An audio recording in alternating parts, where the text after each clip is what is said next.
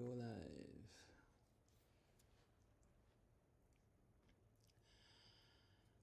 Okay. Okay, well, hello everybody. It was this very special issue of one of our Buckyball chat. So the star of the show is the Webb Space Telescope that's launched about. Okay, well, hello everybody. It was about I say special. Issue of one of our Christmas. Buckyball chat. Yeah. It was exact Christmas. And I wanted to tell you a little bit about the Webb and what it means and what exactly why we're making such a big fuss about this first release is because Webb is basically the successor of the Hubble Space Telescope. It's quite different, but it has powerful in the sense that we're going to get as much detail as we got with the Webb telescope that we would get with.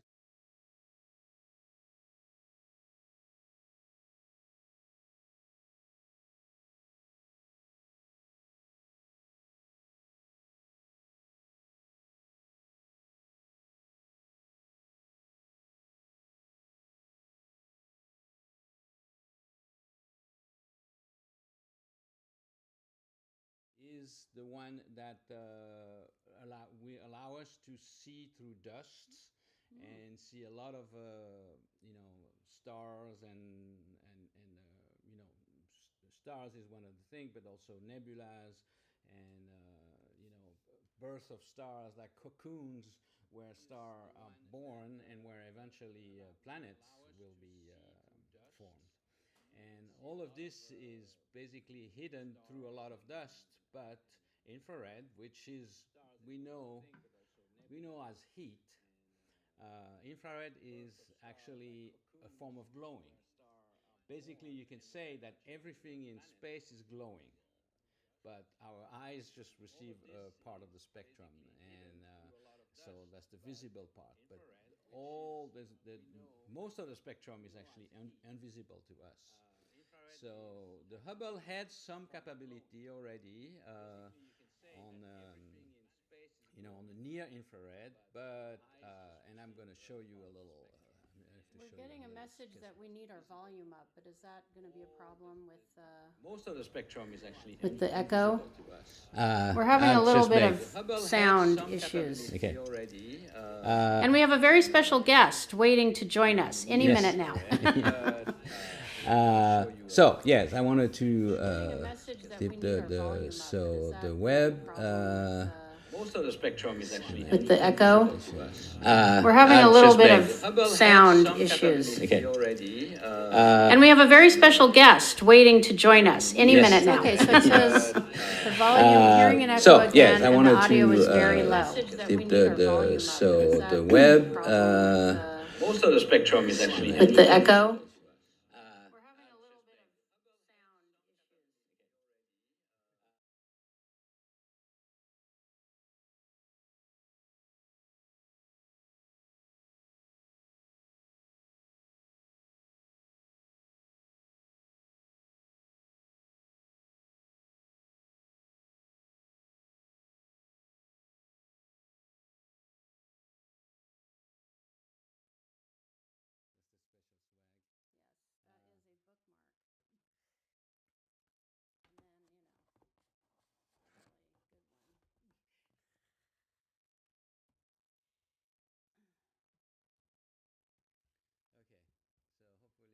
Get too much of an echo now. So, as I was saying, before we were rudely interrupted by the actual technology.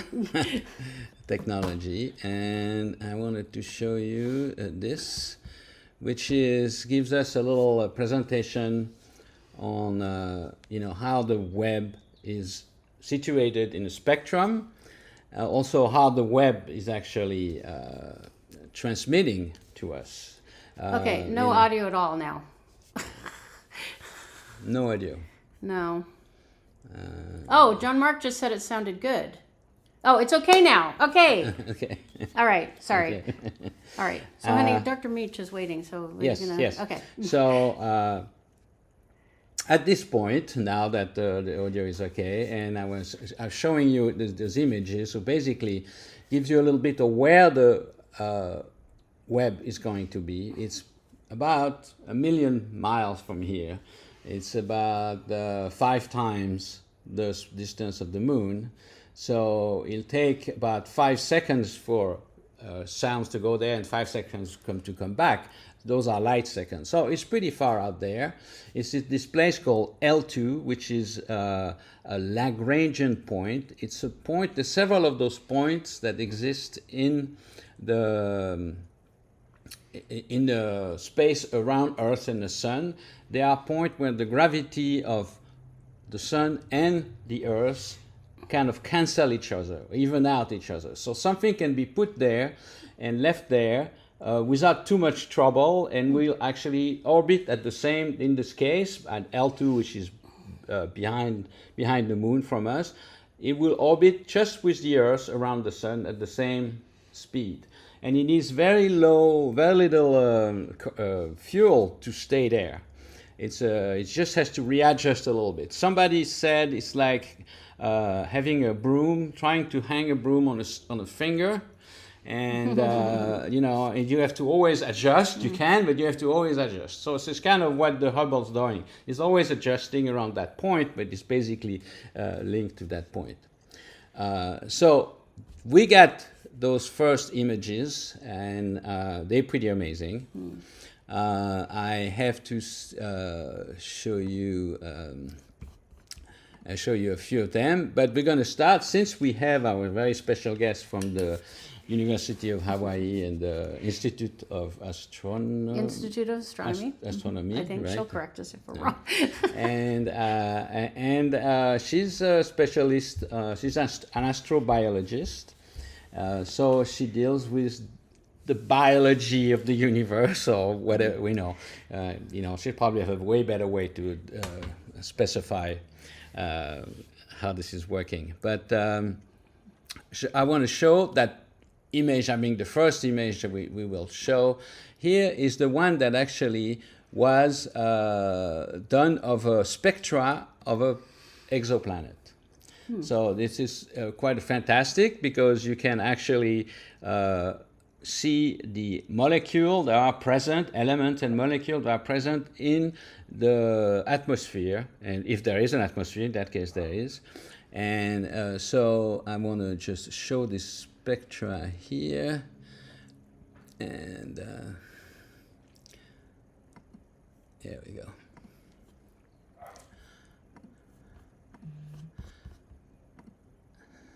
Okay, so that's the spectra. I want to add Dr. Karen Meech also here. And so Karen, can you hear us? Yeah, but now we cannot hear her. Oh no.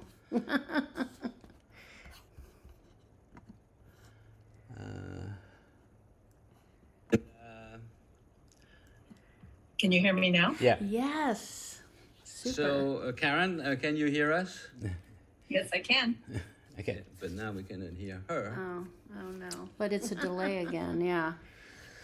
So I'm just going to ask you, you know, can you just, you see the picture of the spectra? Can you hear me now? Yeah. Can you just give you your first impression when you see that Yes, I picture? can. Okay, but now we cannot hear her. I think the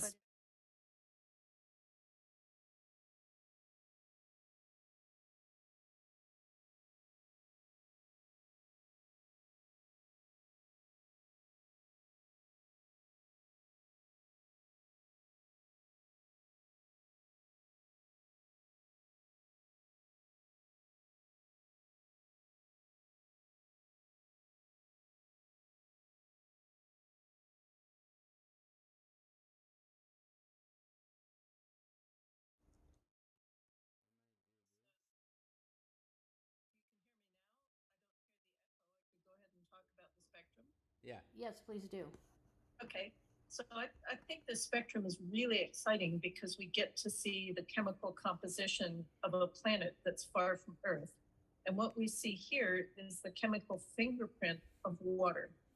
Now, that doesn't tell us there's life, and we wouldn't expect life on this planet because it's a gas giant like Jupiter and it's really hot. But water's because we get to see for life. So it the chemistry of other worlds that might have life on. Now, that doesn't tell Wow, that's great. It's fascinating. I mean, on this planet because it's I understand you also, just as an aside, which excited me, was that you were one of the first observers of Oumuamua. And what is your take on that? What do you think that is? I think, yeah, Oumuamua was discovered in Hawaii, and we were the team that first characterized it. And I think it is a leftover piece of debris from the process of forming planets in another star system. So the interesting thing is it brought something really close to us that we could study up close in a way that we can't study remotely. Mm-hmm. So neat. And do you think, yeah, I mean, this WASP, I forgot the number exactly, the name of the planet, is a very big planet. So do you think we would be able also to get the atmosphere of a smaller, like an Earth-sized planet? Maybe not Earth size right away. The way they did this one was by watching the starlight that was absorbed when this planet passed in front of the star. And the different wavelengths of light got absorbed different amounts by the different molecules. So to use this technique, you probably want something with a really big atmosphere that's close to the star. But, you know, if we can see the chemistry of the gas giant, who knows, maybe this gas giant has moons that might be of interest to us from the potential of astrobiology. But this one by itself is too close to its star to even consider life. It's too hot. Mm-hmm. Okay, so yes, I mean, I think they picked that one because it was an easy pick, I guess. For and but so at some point when we get in a more general way, when we can get those spectra and the part of the molecule composition of the clouds, really, can you would there be a way to tell you if it's a planet with an ocean planet or if it's a planet that's just very dry? I mean, actually the characteristic of the planet itself. Will the atmosphere tell us that? A little bit. It will always be model dependent. And of course, this one's a gas giant, so all we know is it's a Jupiter-like planet that has water in the atmosphere. Now, if it were a rocky planet and we were to detect a lot of water in the atmosphere, we might guess, depending on what temperature you assume that the planet is, or you could measure the temperature, you might be able to guess that there's water on the surface. From the potential for looking for life, astronomers talk about biomarkers. And what these are certain chemical compounds that really tell you that life could be present. And one of the hallmark biomarkers has been ozone, because that's made from oxygen, just like we have in our atmosphere. And for a long time, astronomers felt that you shouldn't have a lot of oxygen in an atmosphere unless there's life. Yeah, ozone be like one of those biomarkers. Yes, but nowadays we know that there are other ways to make ozone. So scientists will never say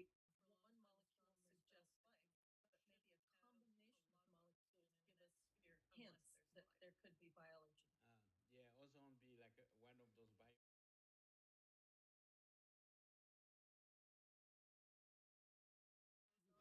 I think we're listening to this. Scientists will never Ah. Can I turn this down like this? No, it's not this. It's... Oh. Sorry, Dr. Meech. We're just still trying to sort it all out. But we're getting messages already about how interesting the public. Yeah, so and they're psyched. I mean, like one of the only other body in no, not the only. I mean, not the only because Venus has a very thick atmosphere, right? Uh, but Titan has a thick atmosphere, but it's all methane and ethane, so that wouldn't be possible. I mean, because we're looking for life also on Titan, but underground, right? Right, because the temperatures are very low on the surface of Titan. Right. Whereas you go deeper into a planet, it gets warmer. And the thought is that beneath the surface of Titan, there may well be liquid water. And of course, people are interested in looking for life potentially in the past or present on Mars or in some of Jupiter's moons or Enceladus. So, Right. people laugh about the field of astrobiology as a field with no data points except for Earth, but it's exploration of the possibility of life and how life forms and could survive elsewhere. Yeah, that's really cool. It is cool. What does that mean for us humans?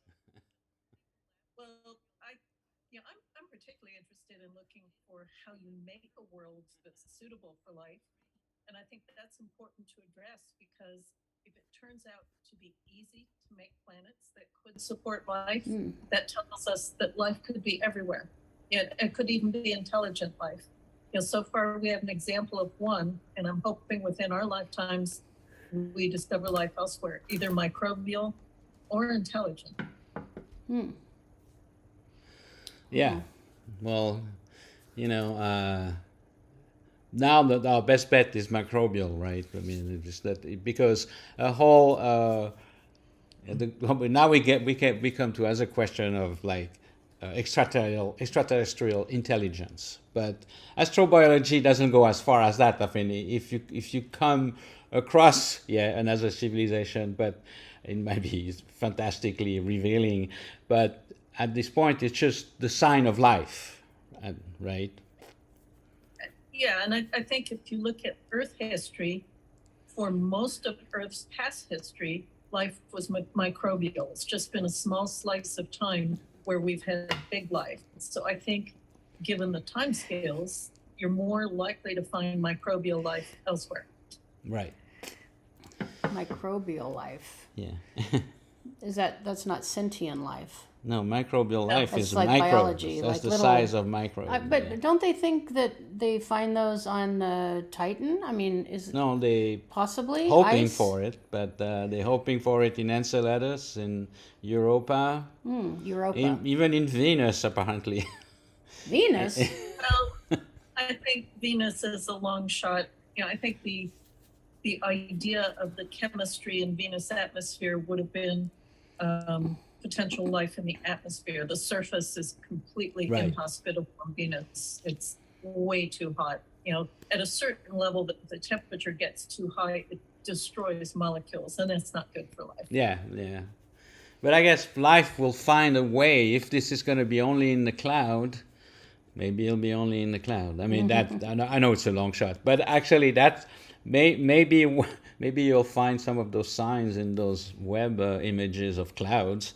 There might be some element that might say that people are living in the cloud. I mean, I'm extrapolating here. Well, we don't want to take too much of your time, but that was super interesting. And so one last thing. I mean, are you expecting to receive a lot more of this information about exoplanets from the Webb? Oh, absolutely. I think the first cycle of proposals, I think about a quarter of them were people requesting time to study extrasolar planets. So it's certainly one of the highest science priorities for the telescope. Which is interesting because when it was designed, we didn't know. I mean, when it was on the planning stage, we didn't know of any exoplanet. It wasn't even part of his mission, right? It just became this mission. That's like right.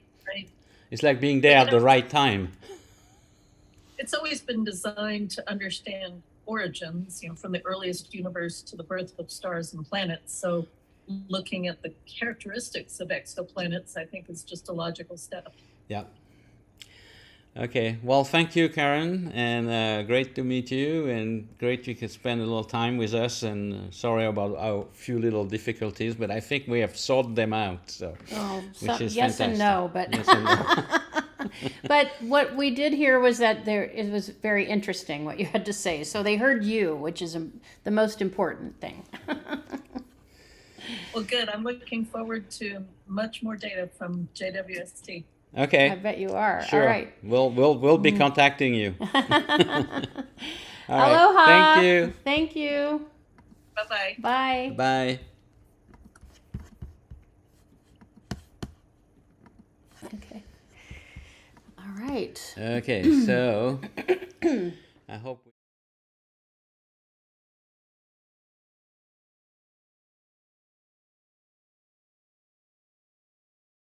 And you hear us and then it's silent. So maybe we do with a little bit of echo so we have more sound. I don't know.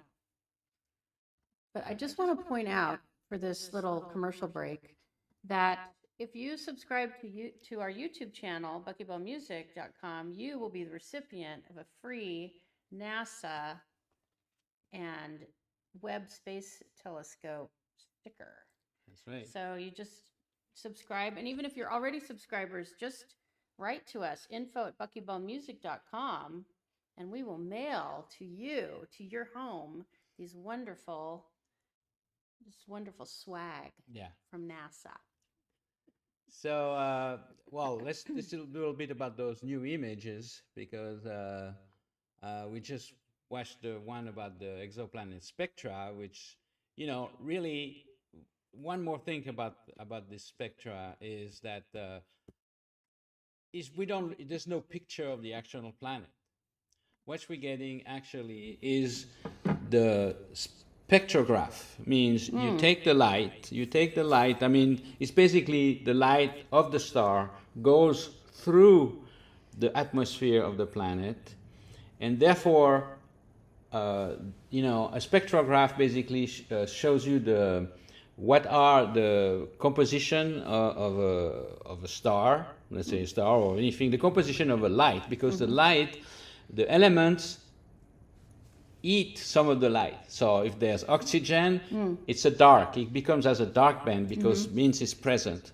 So what we see here in this spectra, which some are dimmed and some are not. There's a different strength of the element. It can tell us the composition by telling us which elements are there. So that's the interesting part, is actually this line, which is, at this point not completely accurate, because they have to do several studies, in order Mark, to understand and specify. But you're not. They don't see. Yeah, what I mean, you're pointing at. they like see the middle. Those lines. This line is a squiggly line, right?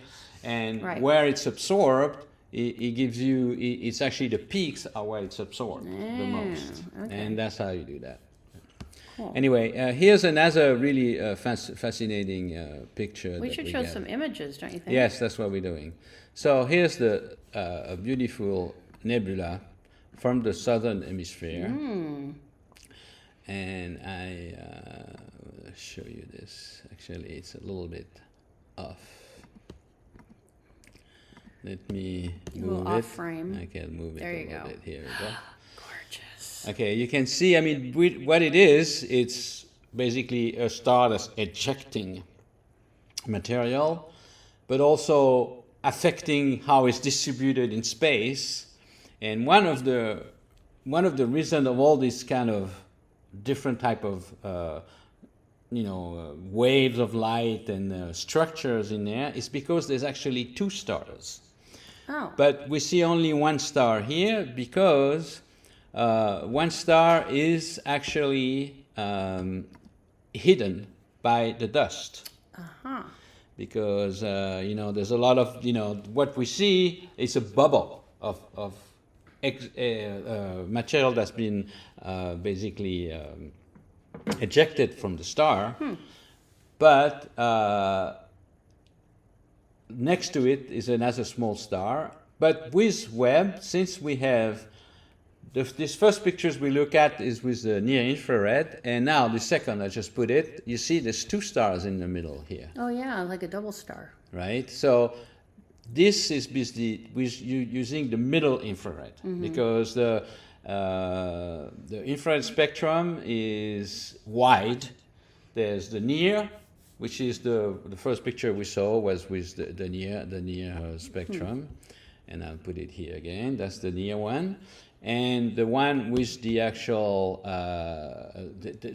we don't see to the mid-infrared, which is where most of that information will be. So when we look at it's a different instrument there, and that instrument is that instrument is capable of seeing the two stars. You see the one that we don't see in the first picture because, again, it's shining like everything else in the universe. But that frequency is just, we can just perceive it with a special instrument that look at mid-infrared, and which is one of the big strengths of the Webb telescope, because we had a NASA telescope called the Spitzer about 10 years ago that lasted for a dozen years, but it was much lower resolution. What we get here is resolution that is good as the Hubble, but on the infrared. So it sees things that we can't see. We cannot see them. No, definitely. Most of the universe we cannot see. What? Yeah, most of the universe is hidden to us. Wow. I'm also now gonna do another one here, and let me just change this here.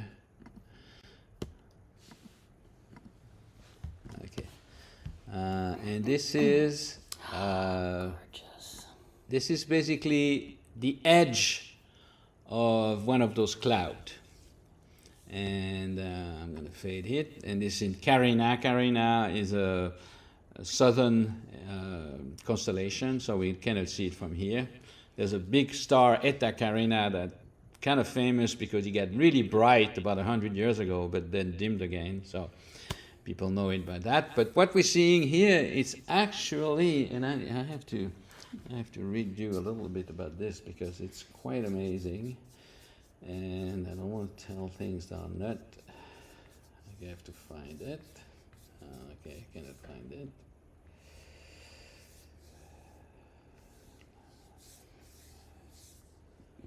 Yes. Okay. So this nebula. It's basically a bubble, as I was saying, and you can see a faint steam coming out of it, and this is like the composite, which has some the near infrared and the mid infrared. This is the one with the full mid infrared, which gives you even more of the. Yeah, that's gorgeous. There I never thought space dust would be so beautiful. Well, the colors, those red colors, the colors have means of certain things. But you can see that steam kind of it's almost like it's evaporating, and that's what it is, because it's a high energy star that we cannot see. Maybe we can just see the spike a little bit on the top, but this high energy star is eating at this nebula slowly. By a stellar wind, basically, what's called stellar wind. But inside this cloud, this nebula, we can see so much. There's a lot to see in detail, and that with the details, you can see star forming, bubbles of star. We can see general wind patterns, that because when a star creates a bubble, it creates wind, so there's all kinds of structure in the dust that's there, that's visible. So we see inside the dust of the nebula, and we see also the dust being evaporated by another star. So amazing picture. There's absolutely no question about this. So Oh, yeah. Did you want to show a clip first? Yes, and then I wanted to bring show a Deva clip on? and bring Deva. So one of the reasons we're doing all this is also because we do have We have a film coming out, a film coming out. and it is about science and music in the 17th century. That's right. And it's a combination of Marc's images with a live performance, well, videotaped, and narration by Deva Sobel. So she's going to join us in a few minutes, but we thought maybe we would show you a clip from this film that we've created that's coming out in the fall. So I start with Deva because Deva is part of the film, and she presents, she reads about you know, the period and Galileo and the science and the music of the time and all the installation. This whole film is based on. And I would be remiss to not point out that we have Marc's telescope behind us here. Yeah. That's Baby Blue, made by Marc and our good friend Jake Feldman. So it's a little tribute. Got to check out the YouTube video for that too, how it was made if you haven't seen it yet. Yeah. All right, so let's look There we at a little clip. Before science, when Prometheus hung shackled to that cliff in the Caucasus for stealing fire from the sky, and Europe was not yet a continent, but still a girl, beloved by a god who beguiled her disguised as a bull. Myth may have conferred the gods' names on the planets, because those other worlds mirrored divine attributes. Or perhaps the behavior of the planets gave rise to legends of the gods. Either way, Mercury and his fellow travelers called attention to themselves by moving among the fixed stars, which earned them the name Planetary, meaning wanderers in Greek.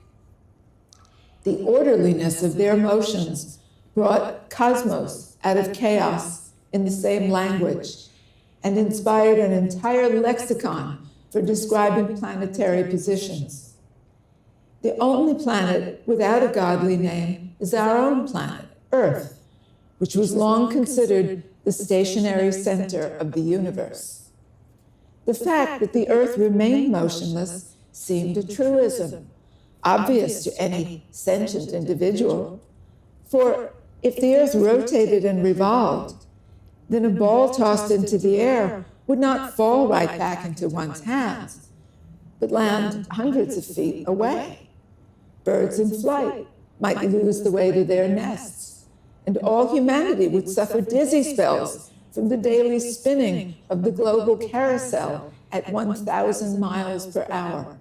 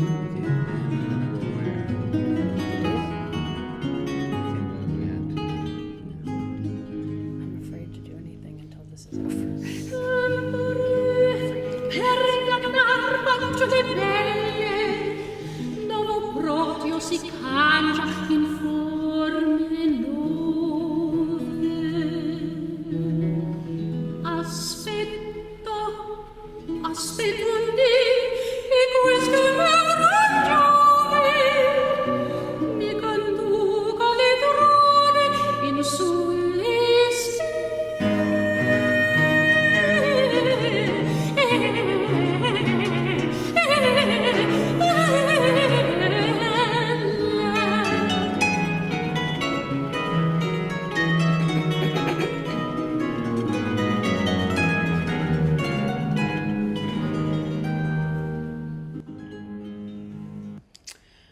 What a beautiful rendition.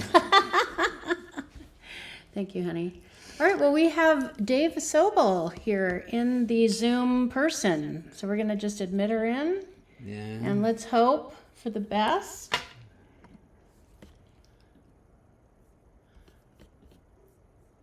Deva. Yes, always a little delay. Okay. And Well, I don't see her. we're still waiting for her. So Yay! here we go. We don't Okay. hear you though. Let me pin her. Uh-oh, where's the pinning? You have to do. Okay, we are not hearing you for some reason. Can you hear us? Okay. And where did you see to pin her? Oh, I have to join. Hold on. I have to join. Sorry. Oh yeah, you're not here anymore. Oh yeah, you got to join the meeting. Okay. Sorry, everybody. okay. We are musicians playing scientists on television. No, on live stream. Where can I allow you to join? You have to do that. Ah, okay. Okay.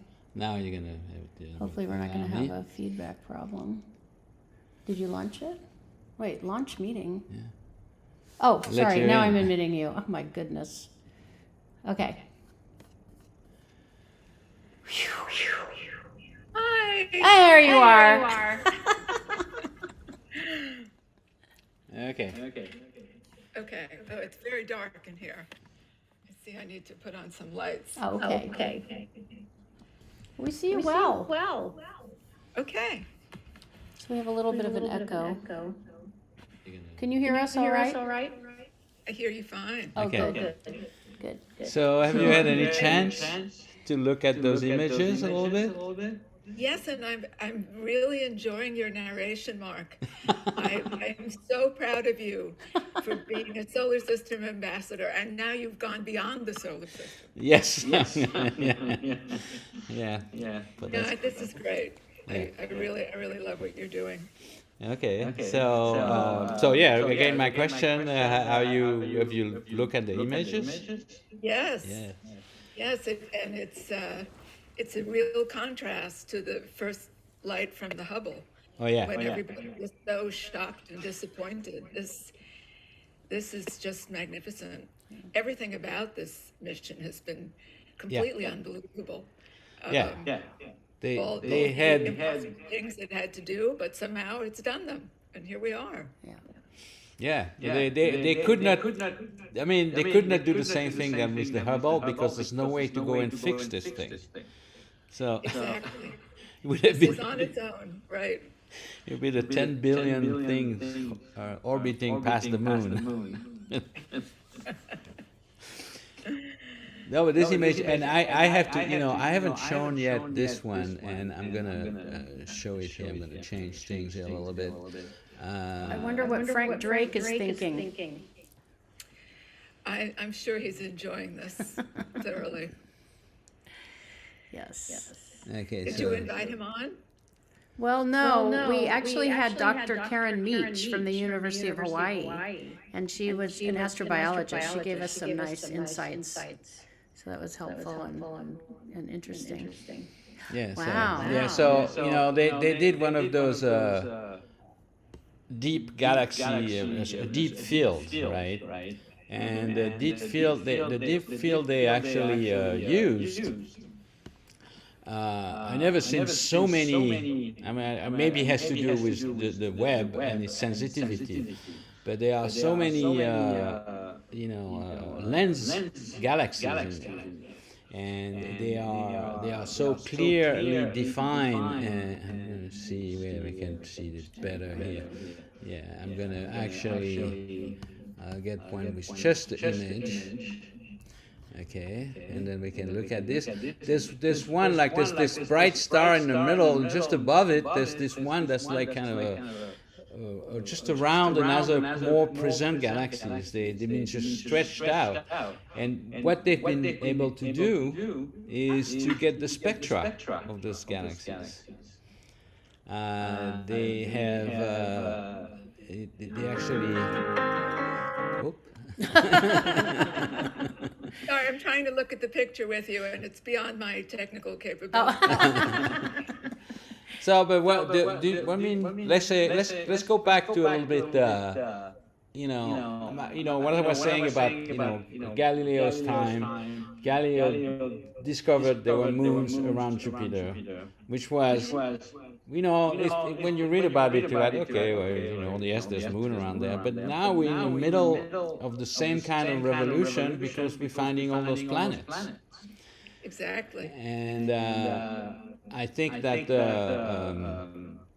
a space telescope like this one, or an instrument like this one, is just shaking our reality of our world.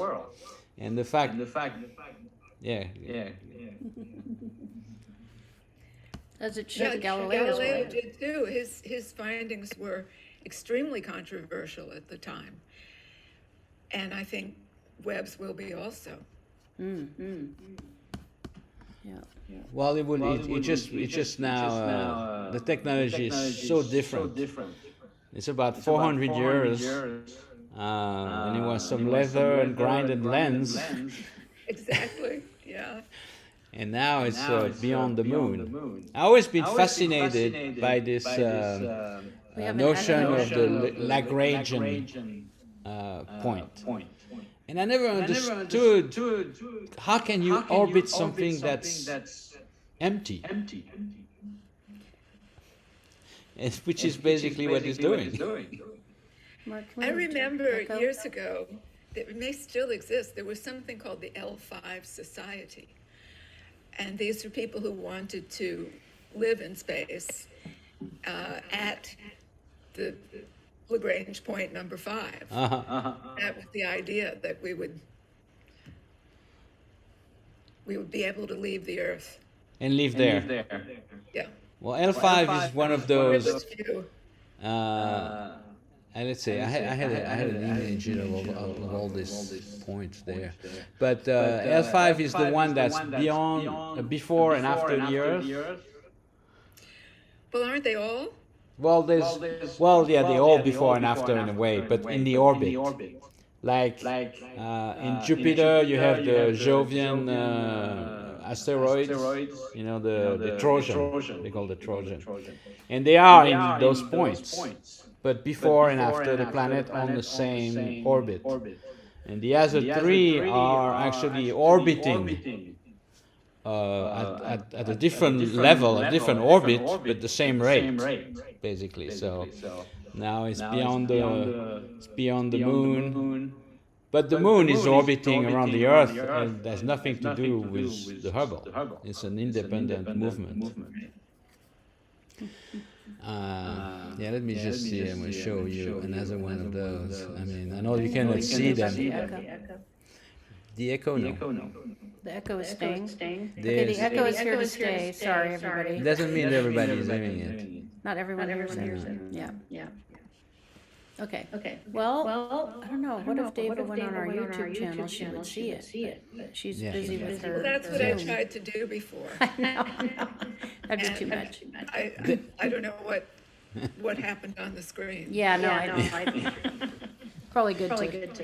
We'll describe it to you. Well, there's a really good thing. It's the I just put it on the screen. Is they, in order to those lenses that under this field, like it's a big mass of galaxy that's take the light and bends it. So it takes light that's behind it in time-wise or space-wise, like let's say what we're seeing is thing that's around 13 billion years old, but the actual cluster is probably, let's say, 5 billion years old. So it's halfway through the universe, and but it is amplifying the light of galaxies that are behind it, but it's also splitting it. So sometimes there's four of them, like like diffraction. When you look through a lens, you see sometimes the light divides. You have to make it in focus, and they are able to find out which of those is actually a replica of another by matching the spectra. So they take the spectra of all those different galaxies, and the one that match, they are the same one, and they are split. I mean, spectrography is one of the big work that's the Webb. I mean, one of his big capability, because he has that very sensitive spectrographer in infrared, near infrared. And yeah, we're gonna see a lot of that. Actually, what he has also, I forgot to mention, is a coronagraph. And a coronagraph is actually a little thing that you put in front of the image of the star to block it, in order to be able to see what's around it. And I'm trying to get this thing happening, and I'm doing, it's here, so you can see I put like an image of a coronagraph. You see a bunch of stars. In the middle, there's this dark, I mean, it's all blue, but it's a darker spot that hides the actual light of the star, so you can see planets around it. That's cool. And some other instrument have that, but that's going to be a very powerful tool for all the exoplanet studies. Right? Speaking of planets, David, people don't know this, but you were on the panel to decide whether Pluto was a planet. And I was on a committee to define the word planet. Okay. Hanging in the balance was the fate of Pluto. Okay. Depending on how you define the word, Pluto is or isn't a planet. And that it was very exciting to be the only non-scientist on that panel. But we came up with a definition, and then it was voted on by the International Astronomical Union. And I have no control over what happened after that. You all know the outcome. Yeah. But the really unfortunate part of that is that we really still don't have a definition of planet that works outside our solar system. And that was the whole point. Yeah. Have a definition to be able to use on the verge of discovering all these many new exoplanets. So that are size like super Earths. There's a lot of super Earths, which are. There are hot Jupiters, super Earths, Neptunes, and so the planets in our solar system are the templates for what we see elsewhere. Right. Well, the chance of us finding an object as small as Pluto from here is very small, because it's very small and very far, and so it has very effect on the light of the sun. Even when if it passes in front of it, it will be so teeny. Exactly. Well, it's also a thing, because most of the planets we discovered are short period planets, because we don't have so much time to look.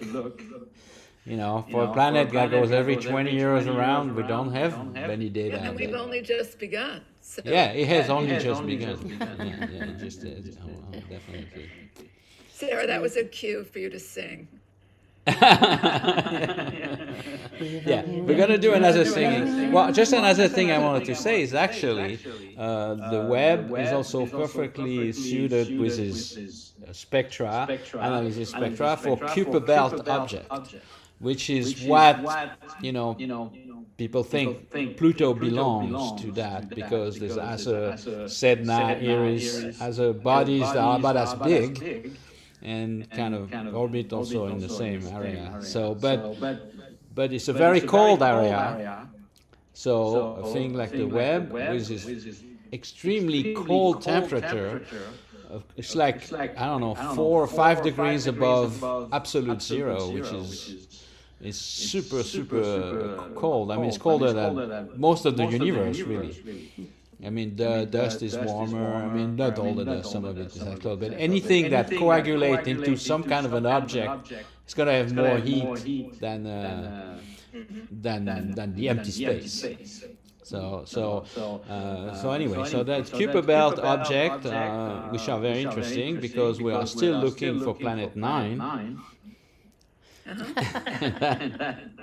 Since we jettisoned the old one. Yes. We want the big one that's out there. Well, it's pretty incredible what we thought about space only 100 years ago, and what we know now is just exponentially, grown like out of this world. We had this little. Sorry. 100 years ago, the Milky Way was thought to be the entire universe. Yeah, exactly. So that's pretty wild when you consider that. And I hate to say it, but we're pretty insignificant when it comes down to it. Well, every telescope makes us more insignificant, to be honest, to learn. That's the rule number one.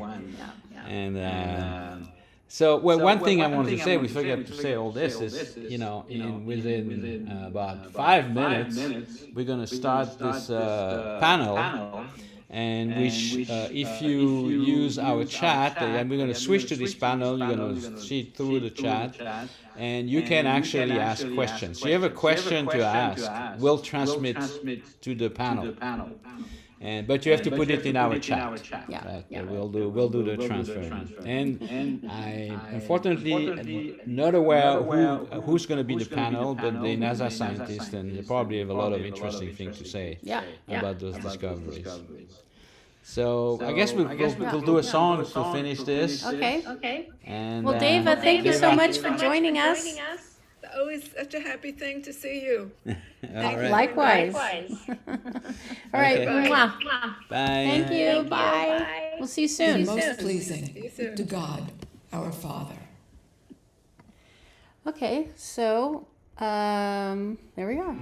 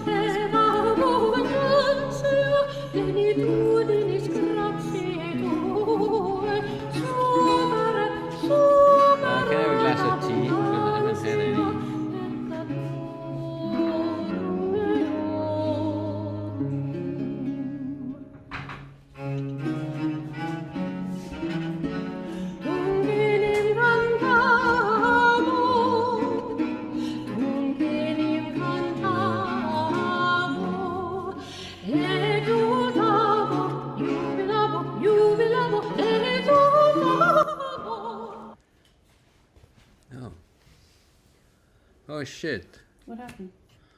Oh, you cut it off? It's Yeah. still playing there. Yes, but Before science, when Prometheus hung.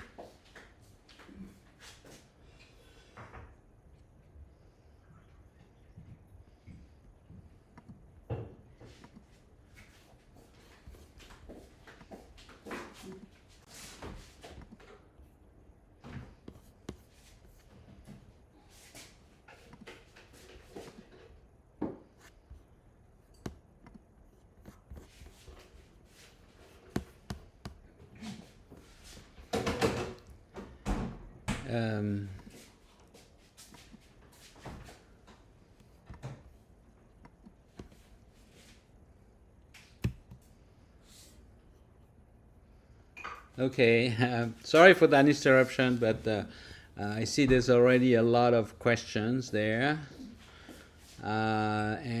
Basically, as you ask your question, people are interested in it. So I'm just going to read a little bit those questions we have here. Let me just take myself off this for a second. And so, how long does it take to process a Webb image and make it available to the public? Well, apparently they were pretty quick on this. Let's see if the panel is actually... it's not there yet, but it should be there in a minute. Maybe you can play a little more music. It's like a couple more minutes. Okay, a couple more. Okay. Or one. Oh, it's 3 o'clock right now. Yeah, it seems maybe the panel started. No, I'm on it. Ah, okay. So we're just waiting for it to get cracking. Maybe they're having technical difficulties. The sound. Hope not. No, we hope not.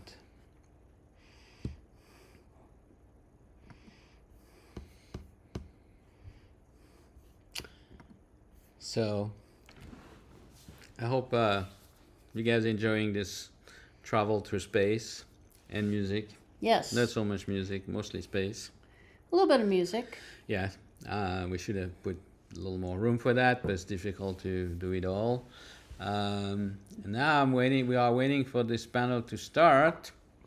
And we're waiting for your questions. We don't have any questions yet. I guess you want to wait till the panel starts and then you'll ask the questions. Yeah, that's okay. Yes. But you can fire away. Fire. No fire. We don't like Okay, fire. no, okay. No, never mind that. Okay. Ask your questions. So the images take the images took at least 3 months after they unfolded to come back from space, right? Yeah. I'm just refreshing. Okay. It looks like they have a little bit of a time lapse. You know what? I'm gonna play this little extract. It's actually Deva Sobol describing the discoveries of Galileo. Oh, wonderful. The telescope. Let's have that. That's good. To be ignorant of motion is to be ignorant of nature, Aristotle had said. And in 1609, Galileo was seeking to end the general ignorance of nature's laws of motion.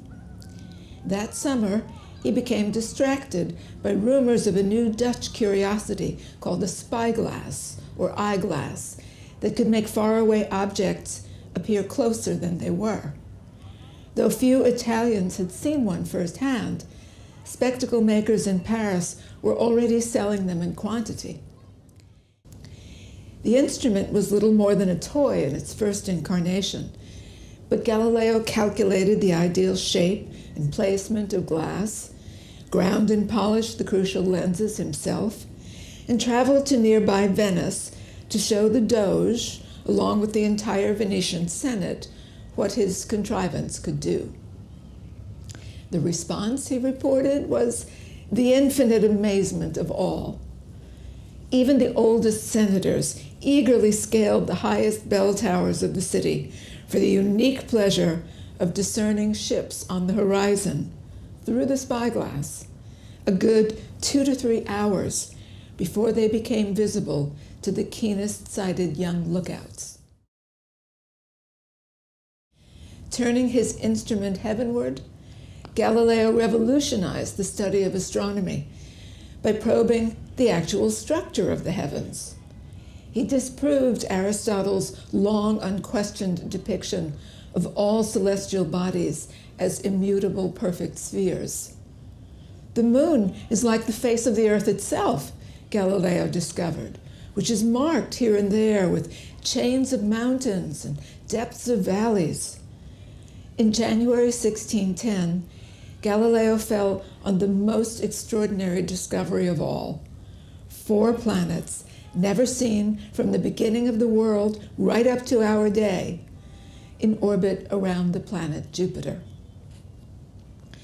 I render infinite thanks to God, Galileo said after those nights of wonder, for being so kind as to make me alone the first observer of marvels kept hidden in the dark for all previous centuries.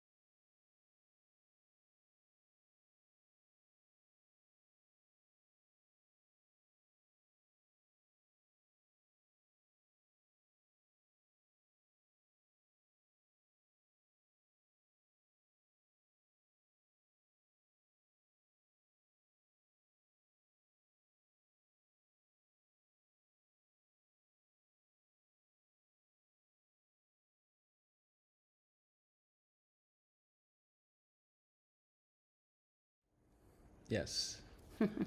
It's actually a time lapse of testing of the shield unfolding. And basically, they're not doing anything. They're just looking at it. I mean, moving around. Looks Well, like it's just doing it itself. They're like But little ants. They enhance looking if everything goes right or something. Yeah, there's like 5 different levels, and they're all about a foot apart, a little less than a foot, I think. And they are, it's playing it again. But those different levels, each level cut a little bit more of the heat. And that, just the fact that it's like basically a sail. It's like 5 sails on top of each other. I have here, actually, still waiting. Okay. Should we start with a question? Where are you? So we do have now it's an animation. Oh, Mary, and you this can has see no it. sound. You can Can't see hear it. us? Are we? What's going on here? Shouldn't we have the YouTube up We could have the YouTube up. so we yes, can see what's sorry. going on? Huh. Well, I don't know. Oh, no, she said good. Yeah, I think it's cutting in and out. We don't really know why. We're sorry. Yes. But that's neat. Look at that. That's the whole unfolding. Yeah, and then the happening. secondary mirror is going to go up, and then the full mirror, and that's it. And that's your whole full telescope. Wow. Wow. Oh, it's really cool. If I do say so myself as a human being, Yeah. as a non-scientist. Okay. We can watch the launch. Watch at the launch. Okay, let's watch the launch. So it's from Kourou, which is in French Guiana, which is like Venezuela, Brazil, like north of South America. And that's where they launch all those Ariane 6. That's the number. A pretty powerful rocket. I think it's close to the space shuttle, but not quite because the payload's a little lighter. But still, needed to be a pretty powerful rocket in order to launch past the moon, get a nice start at the speed. And this is a view of the last view of the telescope by Earthling. But the last thing you hear at the end here is actually the solar panel are deploying. You'll see the very end here. Yes, so it's on its own and it's working and it's getting energy. So that was a very good news to have that. But after then, that's it. That was the end of our view. Bye bye. Yeah, never seen it. Never will see it again. And I still don't know why this is not happening.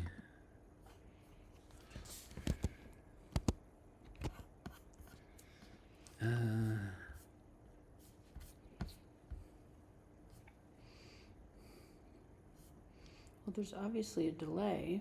I just texted, is there a delay? I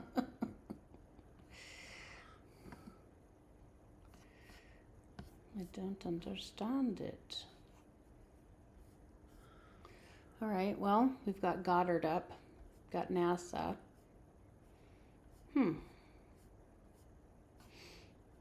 It's very strange. I'm trying to find the... Okay, it's a bathroom break, but come back. Don't forget to come back. Because it's going to be very interesting. No, I'm trying to find where the link is. I had it here. Yeah, you went to the link, right? I did. There's still nothing happening. Connect to the... Oh, that's the host prep session to prepare. It says this is the same. This is the same platform we're using on the 12th. All right, clicky-coo. And there's nothing going on. Well, you know, I feel a little better, Mark, that NASA is apparently having as many problems as Buckyball music, maybe even more. So I feel a little vindication there. Do we have another image? Okay. Yeah, definitely. We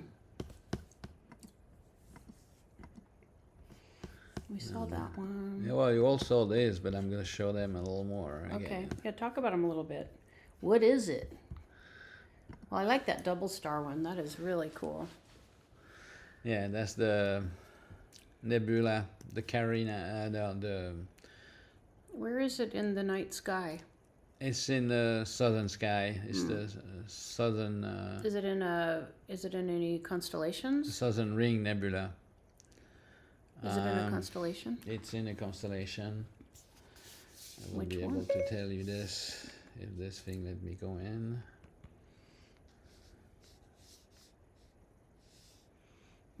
The Southern Ring Nebula. Neat.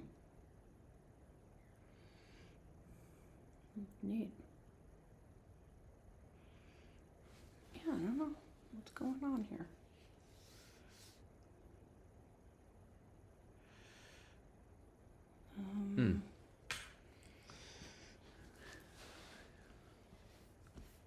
Goddard Space Flight Center, right? That's where it's supposed to be happening. Yeah. Oh, wait. If you're looking for the JWST First Images Expert panel, it is here. Did you have that one? No? Okay, hold on, everybody. I can email it to you. Geez. I don't understand that. They've changed the address. Yeah. Okay. Well, that's some scary maneuvering. All right, so that should come to you forthwith. Okay, get those questions ready, everybody.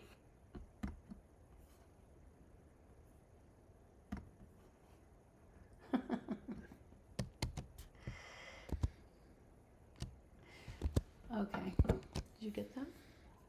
Okay. Very strange. All right, so we are going to move on to the panel.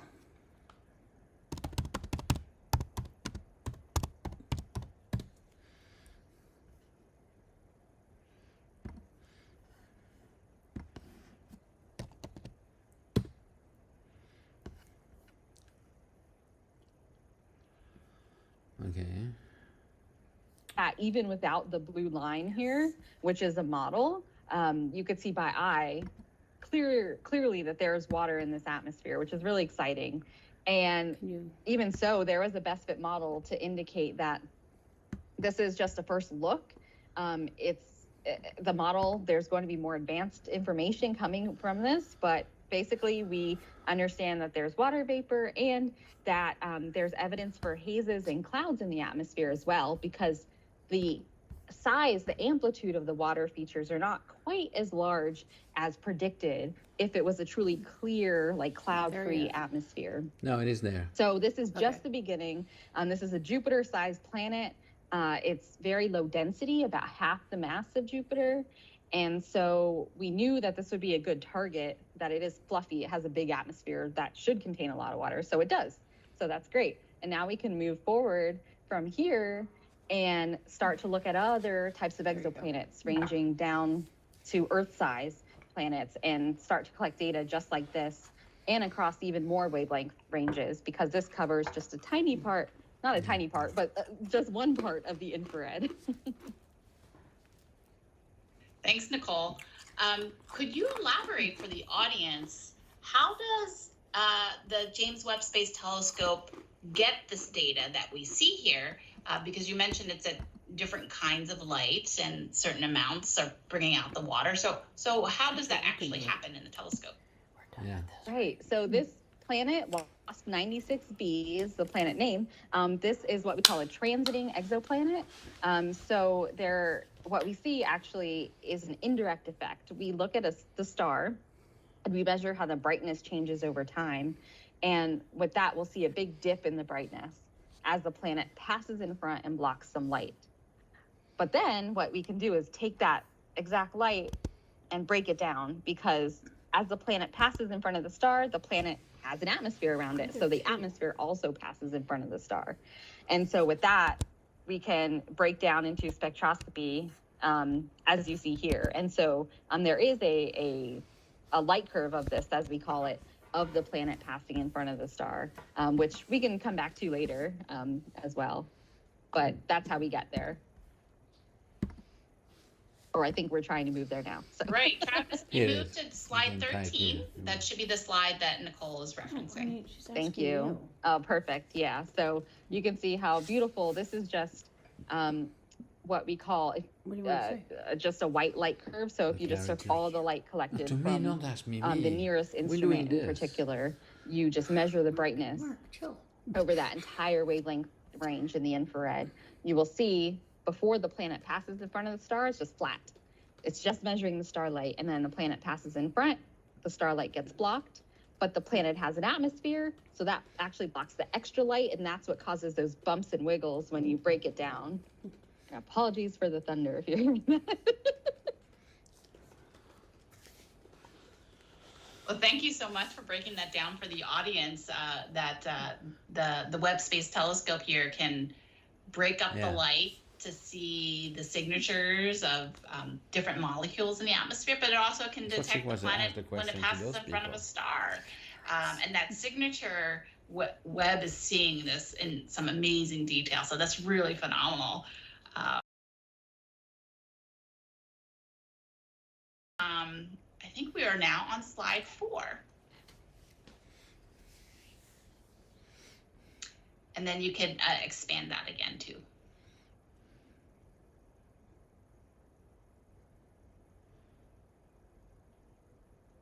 Great. So our next first image from the Webb Space Telescope here is a planetary nebula, specifically the Southern Ring Nebula. So let's throw this out to our panelists. Why don't you walk the audience through what we're seeing? What is a planetary nebula? There's 2 images here. Why do we see 2 images? What's so unique about that? And what kind of cool features might we be seeing here? So who would like to take this? Stephanie, go right ahead. This is one of my favorite images that we've released, so I am very excited to talk about it. So we're seeing 2 images from 2 different instruments. So on the left-hand side is the near-infrared image of this dying star. Cool. So this I'm is just a really keeping an eye old on star questions. that's already gone through its whole planetary phase, just as our solar system is going through now. And the star, once it starts to die, starts shedding all of the mass of that star. And when that happens, we see these sort of epic periods of giant ejections of mass, which is all dust and gas. And that's what you actually can see in these images.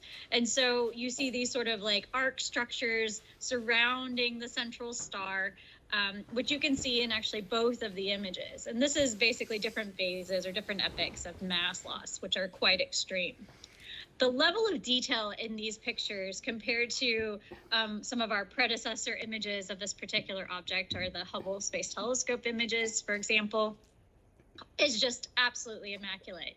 You can see tiny little structures billowing through all the ejected material. There's dust that's sort of coiling around. You see bright arcs, you see very dark arcs.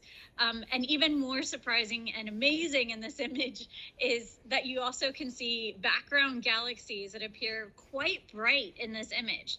Galaxies are now a contaminant in almost everything we look at with the James Webb Space Telescope, which is absolutely mind-blowing.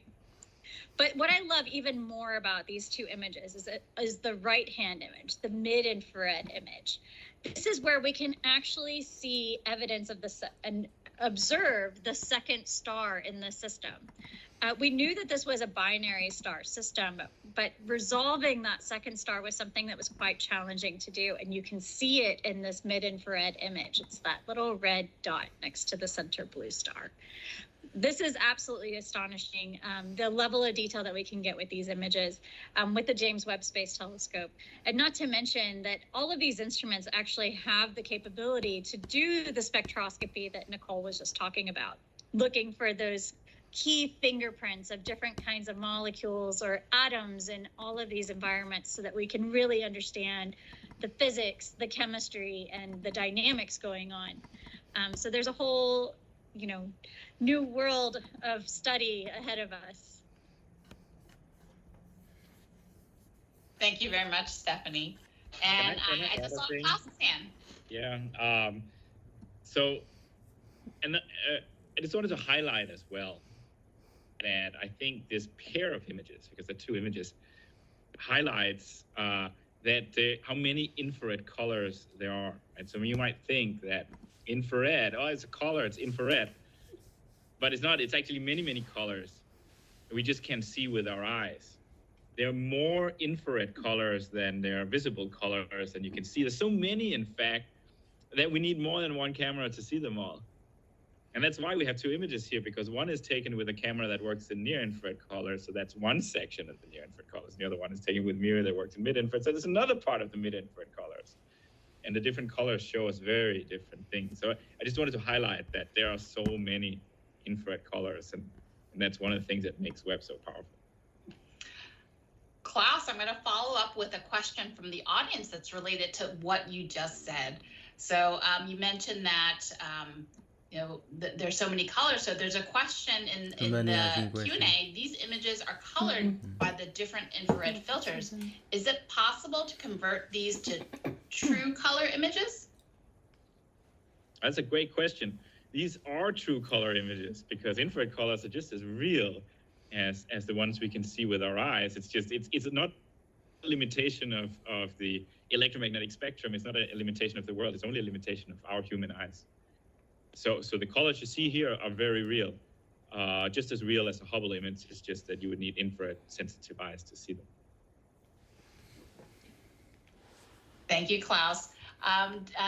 I'm going to open this up to the rest of the panelists. Would you like to add anything to, what was your first reaction when you saw these images for the first time? Go ahead, David. I guess I can just add that what really stands out to me, I think, is looking at the right-hand image. It really encapsulates the new information that we get when we're able to look out at the mid-infrared wavelengths we've got access to with Webb now in such depth and detail for the first time, in the sense that you can see what the very center of this nebula looks like in the two, and on the left there's just a single star, and on the right there's two stars. and you see this one very red star just now popping out suddenly, super obviously. You can see it because you can see down to all the layers of dust to see this super buried source. And it's just really exciting to me that we can see things before now that were pretty much just unseen before. We have a new ability to find things. How about you, Nicole? This is another case. Yeah, I mean, I don't know what I can add beyond what has been said. I think I really like Stephanie's point about, things, any image now we're taking gets photobombed by galaxies in the background too, because it's showing you, the universe is just so dense and rich, right, with information waiting for us to discover and find it. And that's why we have, needed these infrared eyes. And as Klaus was saying, all these infrared colors to see what is going on here. And the same is true for all the other images, right? There's just so much to learn, and this is only the beginning. Yeah. I was just marveling at the detail in these images and trying to see what's different, what's the same in the left and the right, and the binary star in the mirror image on the right-hand side. That was just amazing that they had never seen that before, and here it is right there. So there's a question here from the chat related to this planetary nebula. So are both stars in the Southern Ring Nebula system dying? So I don't know that question, so I'm going to throw it back to our panelists. Are the two stars in this ring nebula on the right-hand side dying?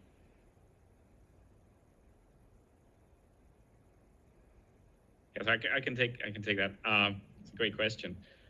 So the star that has given rise to this nebula is a faint one. It's one you can't really see in the near cam image. It's the red one in the mirror image. It's a stellar remnant now. It's a white dwarf that is incredibly hot. Like once a star has cast off its outer layers, it's essentially exposed this intensely hot stellar core, 100,000 degrees hot, and that is what also lights up the whole nebula. The other star, the one that appears bright in both near cam and mirror, the blue one, is not dead yet, or as far as we know, approaching death. Of course, all stars eventually die. So it's the red one, and you see in mirror that's dying, or dead already, let's say. Thank you very much, Klaus. I did see another question about this planetary nebula. So we have a question: how does planetary nebula imagery help us to understand our own solar system? That's a great question. So who would like to take that question? I see Stephanie. Sure. So planetary nebula is a total misnomer. It is really not a planetary system. As I said, this is well after a star has evolved beyond having planets around that star. So it's gone to a giant phase, and then once that giant phase becomes unstable is when it starts losing all of this mass. But even in the phase just before this, that red giant phase, the star gets so massive, it actually will usually consume most of the planets in its own planetary system. So when our star evolves to this phase, it's going to, get a radius that's about the distance to Mars. So it's going to swallow all of our terrestrial planets well beyond it enters this phase. But one thing that's really interesting about planetary nebula, and something that we actually had discoveries with other telescopes, including the Spitzer Space Telescope, is that sometimes when we get to this phase where we're losing all this mass and that center star becomes exposed and it's extremely hot, as Klaus was saying, sometimes we see what we believe are what's been called cometary knots. So there's these what look like comets or some objects with dusty tails that are being blown off from the center star. So if you would look into the arcs of some of these images, you might see something that looks sort of like that. And we believe that this is sort of the remnant dusty, icy material, maybe even planetary bodies, that's now being dissociated, that was in the outer planetary system of these former stellar systems. So while it is called a planetary nebula, it's not necessarily associated with a planetary system, the way that Nicole has explained to us with exoplanets, or as you might think of within our own solar system. Thanks for, I always want to say, Stephen, thanks for bringing up that story, because it's just about the remnants of the dead planetary systems you see in white dwarfs, because it's one of my favorite stories, that you look at these white dwarfs and you see sort of the skeletons of the dead planetary system that was once there. We can see it was there, and it's now all gone and destroyed, but we can learn something about it. Thank you very much for sharing that with us. Okay, so I think we'll move to the next image that was shared today. So next slide, please. So now we're going to talk about one of my favorites, galaxies. This interacting galaxies, Stephan's quintet. And I'm going to throw this over to David, who is an expert in this area, and he could start us off with, what are we seeing here? Sure. So what you're looking at here is actually multiple galaxies similar to our own Milky Way, except instead of living largely in isolation with only one or two very small nearby neighbors, what we're seeing here is galaxies that have lots of very big neighbors, and they're all interacting with one another very dynamically. So the gravity from these galaxies, they're all very near each other, except for one, which I'll come back to in a minute. They're very near each other, and the gravity from these galaxies is actually ripping stars and gas out of the other galaxies nearby as they merge together. So this is one of the major means by which galaxies grow, from the first tiny little nubs in the early universe up to the giant spiral and elliptical galaxies that we're familiar with today. They grow by smashing together lots of other little galaxies.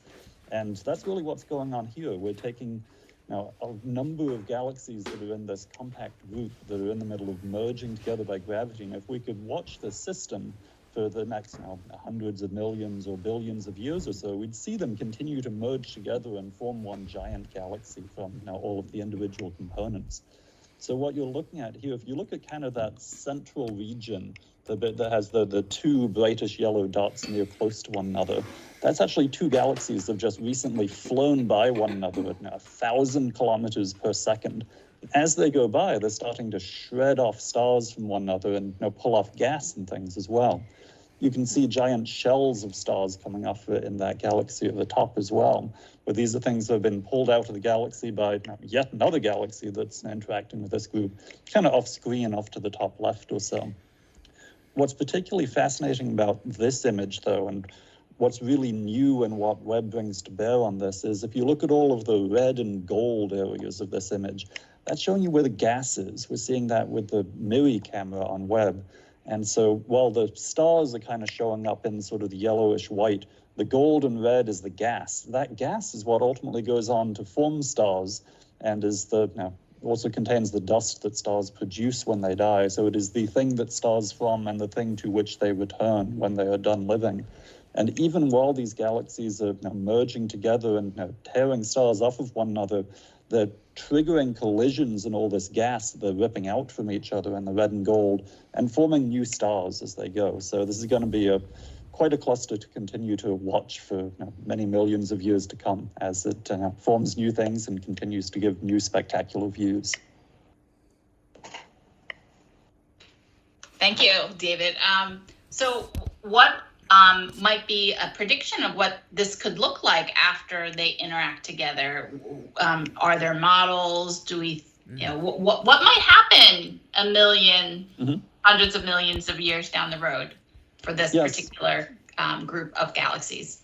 So this is something that's known as a major merger, in the sense that we're throwing together into the blender a lot of really massive things that are all interacting with one another. And what that does to the stars is it tends to scramble up all of those orbits pretty effectively.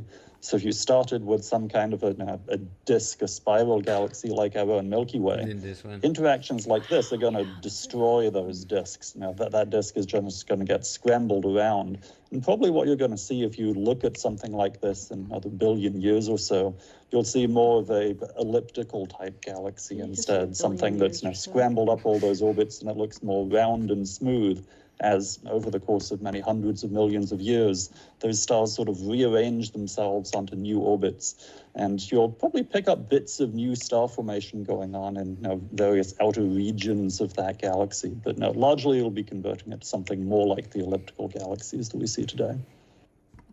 Great. Thanks for painting us a picture that, it's a little ways down the way, but yeah, you got a good wait around a little while to see exactly what happens. And now some of these galaxies actually aren't going to be hanging around for that party. So I should add that that galaxy on the left-hand side there, that isn't actually even part of the collision at all. It looks like it is. It's right there with all of the other galaxies, but it's actually about 5 times closer to us than the rest of the galaxies in the set. So that one's just going to go on its merry way while all the rest of them do this merger in the background. Great. So while we're on this picture, another question came in here that I'll open it up to all the panelists. Why do all the Webb photos of all the bright stars have the spikes pointing in a north, south, east, west direction? Is that actually visible or just part of the process photo? So who would like to address that question? So these are the spikes in the particular image. I think the person is referring to, there's 2 bright star-like objects in the upper right-hand corner. There's a few fainter ones near this bar near the bottom there. So who would like to answer that? Go ahead, Klaus. All right, so this is an effect you see in any telescope. You see it in any camera. What happens is that you see that light that is coming in is not particles, it is waves. And so light that comes into a camera, that wave interacts with the shape of the aperture of the camera. So normally if you have to have a photo camera, so you have a round aperture, and so that creates a simpler shape. Webb doesn't have a round mirror, it's a hexagonal mirror, it has 6 sides. And so what happens is when the light wave comes in and it interacts with that funky shape, that's 6 sides. That's what creates those spikes that you see coming out. So you can think of it as sort of it's a fingerprint that you can use to identify the telescope that took the image. So if you go look at a Hubble image, that has 4 of these spikes. We call them diffraction spikes. You get some as well from the fact that there are some other obstructions in the aperture and so on, but that gets too detailed. So Hubble has 4, and a little bit extra. Webb has 6, and 8 depending on how you count. So you can always see this is a Webb image by that shape of the star. Yeah, that's we just are starting this new era of astronomy and having these amazing Webb photos, and we have Hubble photos too. So this will be one of those telltale signs to be able to distinguish between a Hubble image and a Webb image based on these spikes that you see in the images. Thank you, Klaus, for the explanation. All right, so we're going to move on to our next slide here and talk about the last image that was shared today. And so here we have the star forming region in the Carina Nebula, and it is also, you might have heard it referred to as the cosmic cliffs. So who would like to share with the audience what we're seeing here? This is one of my favorites. I really do like clusters, but this is really, really, really close. Yes, Nicole, go right ahead. Yeah, I can start off. As much as I love the exoplanet spectrum, this one is just so stunning. There's just so much detail here. I mean, honestly, all the images, right? If you zoom in, there's so much detail hidden. And that's the exciting part, is what you're seeing here is these dense regions of cloud, of gas and dust clouds that are coming together to form new stars. So with the infrared images, so this is with the NIRCam instrument, near infrared light, you are able to see through the dust clouds into the cores to see the stars that are bright and shining and forming new stars, and also presumably new planetary systems. So there's this, as the stars form, all this clouds of gas and dust collapses, and it starts swirling, and there's additional material left over that forms a disk once the star is fully formed, and then from that disk is how planets form. So it's all tied together in this process. And so this is an early stage of the process when stars are forming, but without the infrared light, you would just see the dust clouds in the visible light. So you have to have the infrared to see through the clouds. And also, just like the other image, you see a lot of those stars with the diffraction spikes. So those are really bright foreground stars in front of the cloud, essentially. But there's just so much detail here. So I definitely encourage people to, zoom in and understand this cliff and look at it and find detail to see, okay, all the pockets where stars are forming, because it's incredible. And then, yeah, if anyone else wants to add anything, because. Oh, yes, please do. Klaus, David, Stephanie, please share what you're thinking about when you see this beautiful view in front of you. David, I just saw your hand. Yeah, I can just echo what you were saying as well, in the sense that galaxies are the main things that I study, but now this image makes me wonder if I need to reconsider, just because it is so absolutely stunning, both from an artistic sense and also from a astrophysical sense, in the sense of what it can tell us about the formation of young stars in regions like this. And I think one of the things I like about it particularly is that there's regions in it that are already new to us, and we have some ideas about what might be going on there, but we're already learning new things about star-forming regions just by looking at this very first released image of the nebula. And I think it's going to be giving us tons of wonderful information for many years to come.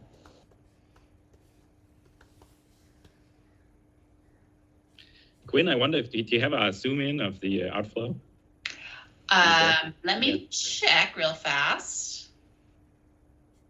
Because you have to, there's a story Yes. there, but you kind of have to zoom in to see it. So Travis, if you can go to slide 21, and then you can expand it back out. Sorry. And Klaus, if you can speak to, do you know these features? I'm not sure. I'm not as familiar, so I can't step in. But Nicole, David, Stephanie, if you know more about this too, please, I'll have Klaus start, and then we'll continue. This is my area, and I lived with these for 6 weeks, so okay. So what you see on the right there, you see these kind of yellow, if you look below, there's a star, and then you below it, there are these kind of yellow things that look like a ship, like a ship shape. So what happens is that there's a young star there that is that just formed. So the star just collapsed out of the cloud, and when that happens, there's a little bit of rotation, and that rotation spins up material into a disk that orbits the star, and that is where planets are forming. But as the material is moving through the disk, and some of it is crashing into the star, some of that material also gets pushed out above and below the disk in these massive jets. And that's what you see here. So that's a protostellar jet. So that's a clear sign that there's a star here that is actively forming at the moment. And what you see is below the star, that the jet hits the cloud itself, and that creates what's called a bow shock. It basically plows through the cloud, and it creates this ship-like shape. But what I find really cool here is, and so these have been known before. So what I find really cool about this is if you look at the other direction, there's also a jet, and that jet has punched through the surface of the cloud. And you see like a puff of smoke as a bullet has, of material has punched through the cloud. And you can trace from that star all the way up to the top of the image. There's an arrow there where it says shocks. That's a bullet. And we caught that, and we didn't know it was there, that bullet there. We're just lucky that was still in the field just on the top there. So I find it really cool. And what you can also see, of course, is that the jet in the bottom, the one that's plowing into the cloud, that doesn't get very far because it has to move through this cloud. But when it goes out of the cloud, it's just going through empty space. And so you went much farther away. That's why it's way up there. So there's action here. There's like things happening all the time. The thing is churning and brewing and making stars. Still on an astronomical time scale, but you can actually if we come back and take an image of this again in a year or two, we can probably see things moving. Travis, why don't you go to the next slide, and Klaus, maybe you can talk about what the difference we see here in the images. Oh, back one. There you go. Yep, right here. Yeah, so that's a great one here. So, so the insets now have swapped to an image that includes longer wavelength light that is taken with the mid-infrared instruments, some mid-infrared light. What is helpful here is that now you see a number of stars that are red and a number of stars that are blue, very clearly, right? Red, blue stars.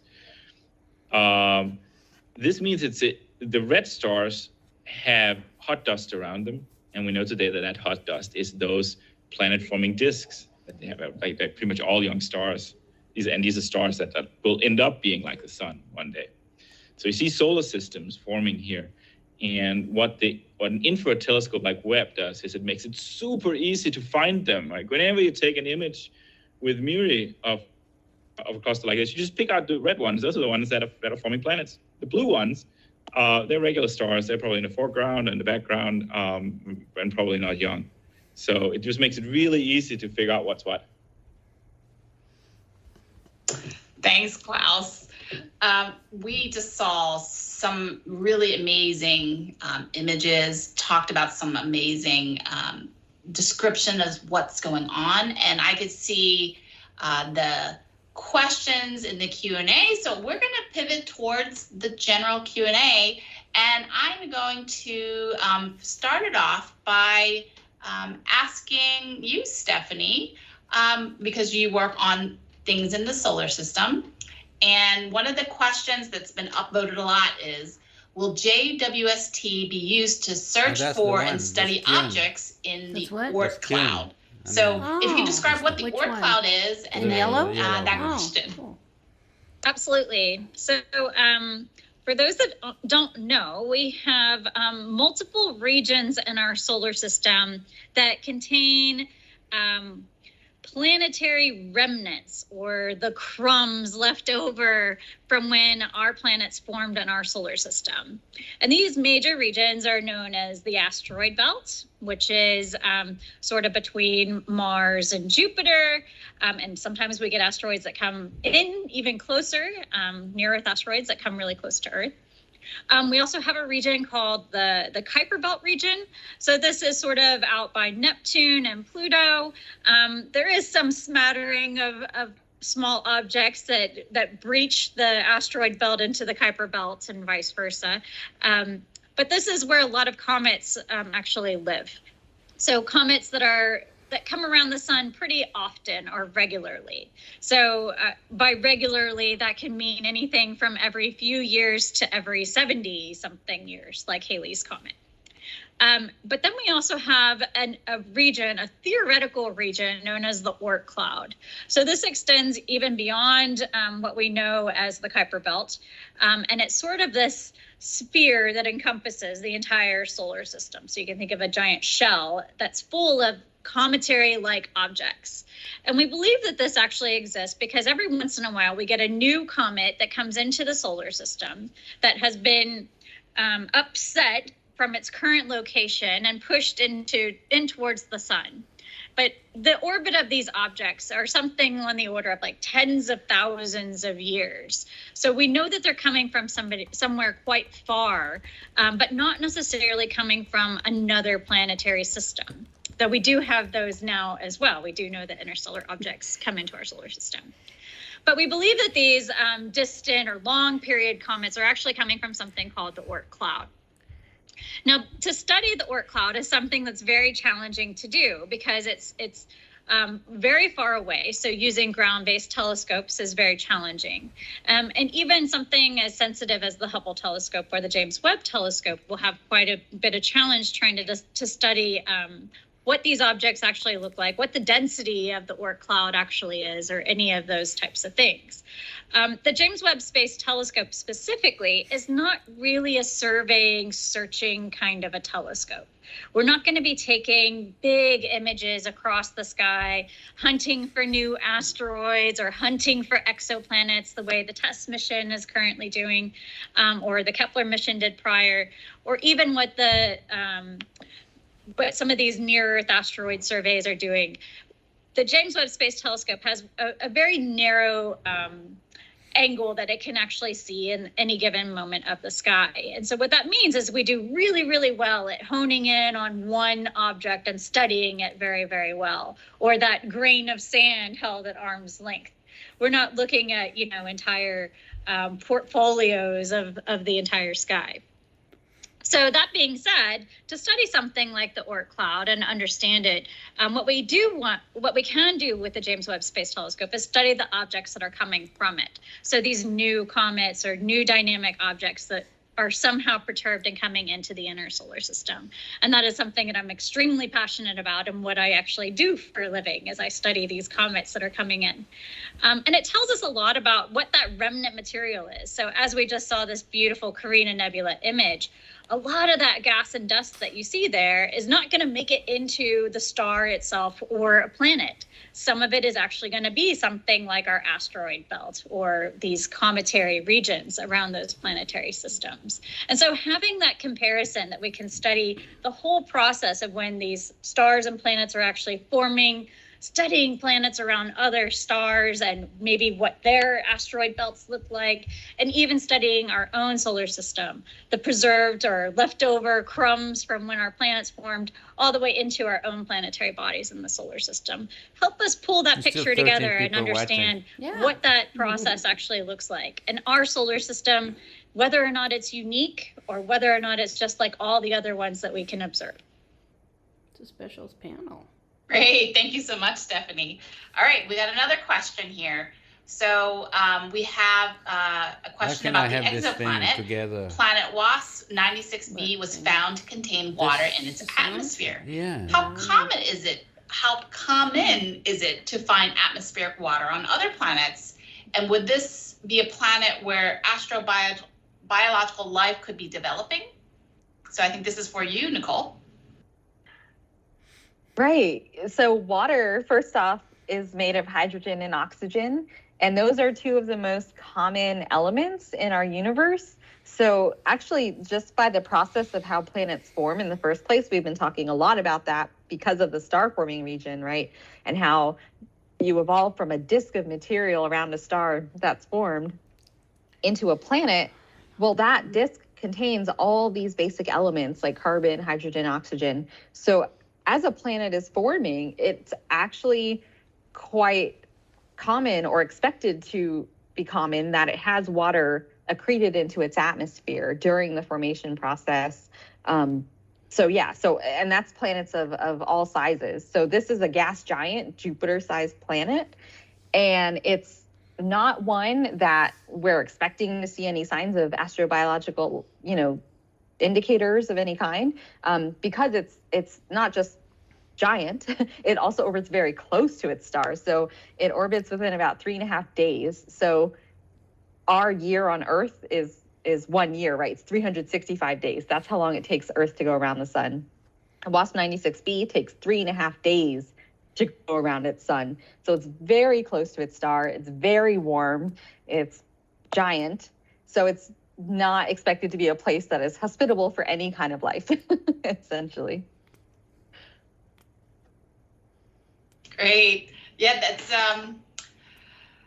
understanding the atmospheres of these exoplanets is going to be really amazing to get these signatures that we haven't been able to get before. So that's really exciting to know what's in those atmospheres. And Webb is going to be able to do it like no other telescope has. So it's exciting. So some more questions here.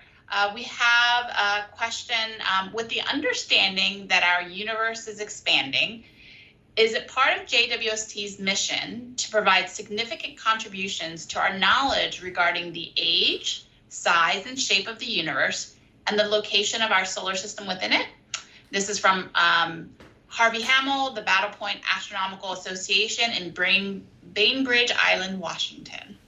So I'll put that up for, it's all David, go ahead.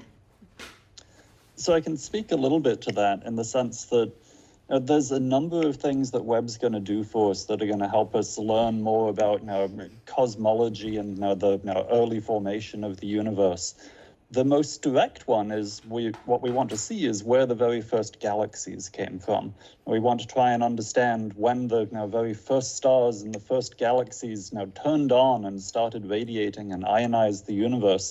We'd like to see when that happened. How long ago was it? What were these galaxies like? And how did they turn into the galaxies that we're familiar with today? But perhaps more directly to the question of cosmology, there's actually a tension at the moment that we're hoping that Webb might be able to help with as well, in the sense that if you try and understand how the universe is expanding, how small it used to be in the past, how big it is today, how rapidly it's growing bigger, there's actually a few different ways that you can go about trying to measure what the expansion speed is, the so-called Hubble constant. And we're getting really good at measuring that in a number of different ways now. And what's getting really fascinating is that our measurements are starting to disagree with each other. And it's getting to the point where you can't just wave it off and say, there's uncertainty. They're actually starting to point to maybe there's entirely new physics in there.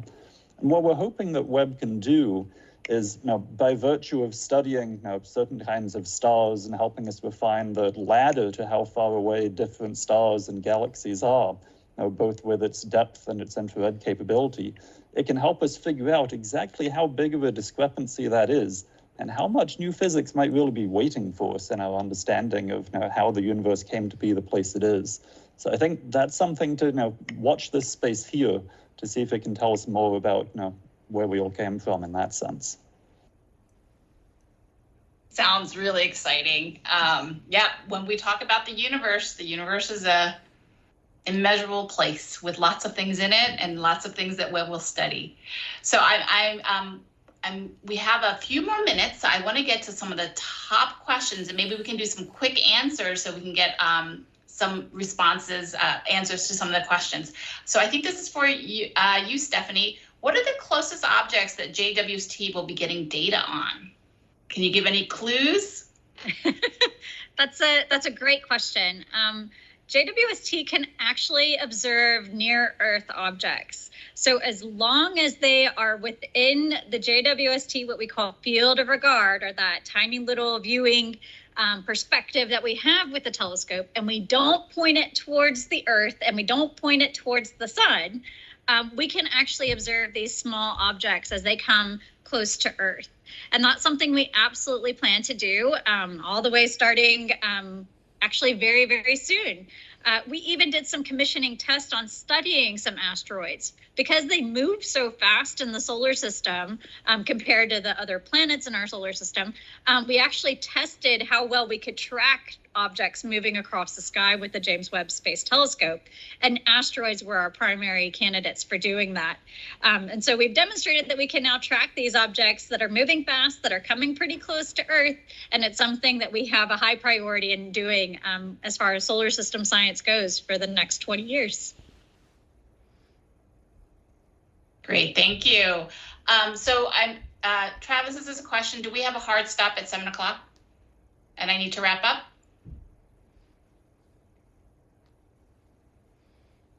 Okay, that's great. So what I'll do, because I know everyone else in the audience and the host sites are planning for this to be done at 7, but there's 2 really upvoted questions that I will throw out and make it a 2-part question because they're a little bit similar. So how do we pick locations in the sky to look at with JWST, that's in reference to the images today, and how long did it take to process them and make them public? So I think this is a question for Klaus, who has been deeply involved with this process.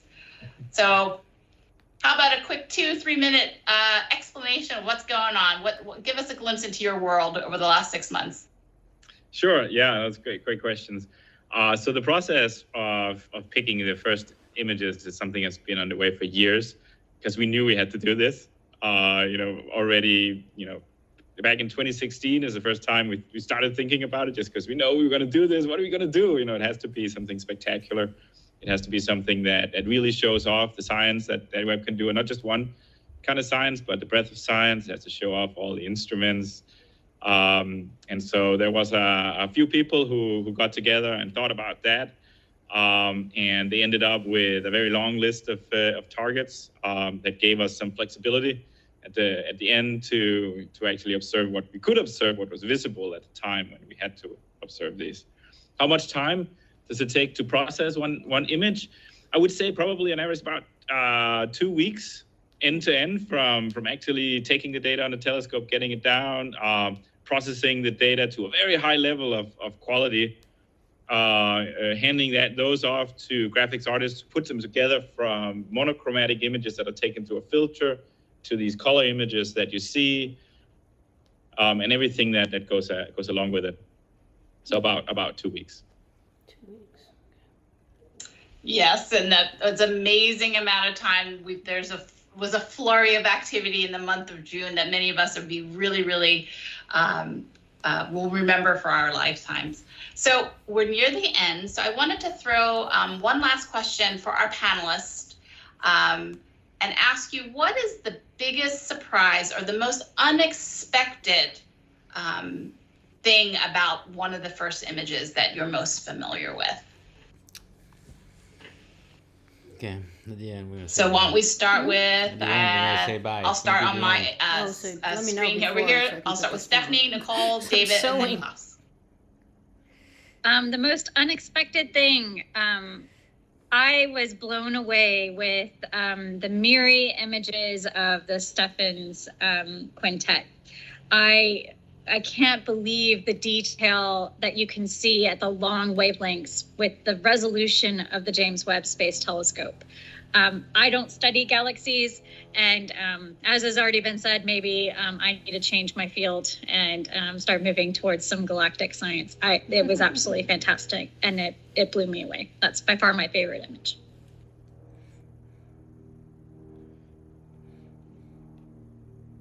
So I think it's my turn. Yeah, I have to say probably, oh gosh, yeah, probably the Carina Nebula. The detail there. I mean, there's detail in all the images, like I said before, but it's just almost like the fine structure you see, you know, for this object that it's literally looks like artwork. I mean, it's just almost impossible to put into words how beautiful it is, right?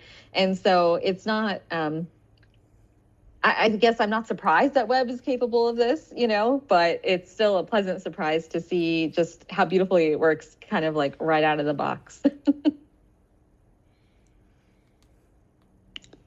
Okay, I guess for me, it was probably just the wealth of galaxies you get in the background of other images. And we knew that Webb was going to see a lot of galaxies in the distant universe. And that's one of the main things that it was built for, was to see these galaxies. But just the ease with which they pop out in any other things you're looking at, whether you're looking at a nearby nebula, a nearby galaxy, or actually explicitly trying to do a deep field, the fact that, you know, they just pop out. There's a Redshift 4 galaxy. There's a Redshift 8 galaxy. They're just, you know, dropping out in such incredible numbers that I can't help but look forward to the amazing things that we can do with them in the years to come. Yeah, I would say for me, I mean, in terms of just plain beauty, the Carina is my favorite. It's my baby. I've looked at that for so long. And it was I was happy to see that some of the design choices we made, they came to fruition. But I think from a science perspective, it's really the deep field surprised me the most. Not in the sense that we could do a deep field, right? Because we knew how sensitive this observatory was. It was when you look and you zoom in, and I really recommend anyone to do that, to zoom in on those distant galaxies, 10 billion years old. And you may see some smudge with Hubble, but here you resolve these galaxies into structures. You see individual star clusters forming in them like little dots. There's one object we call the ladybug, and it's 10 billion years old. It was a surprise to me. I did not expect us to be able to see that kind of fine structure in the galaxies. Detecting something there, yes, but seeing them as individual, living, almost little creatures was a surprise to me. Well, thank you so much for sharing all of your perspectives on Webb's first images today. I'm sure the audience really enjoyed hearing your perspectives, what you found amazing, and what we all saw today for the first time. So I encourage you, just like Klaus mentioned, to go take a look at these images online, download the highest resolution images, and really take a look and marvel in that wonder of the universe that's out there.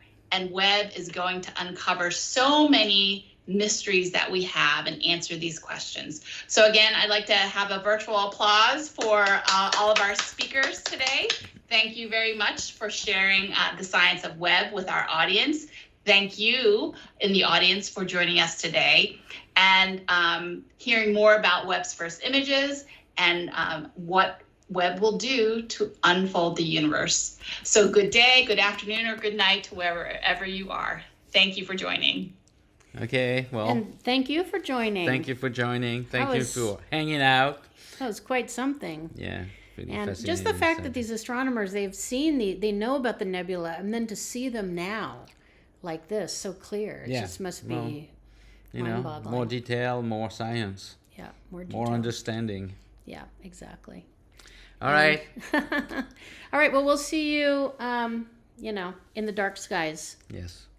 Thanks for joining. Bye. Bye-bye. End the stream.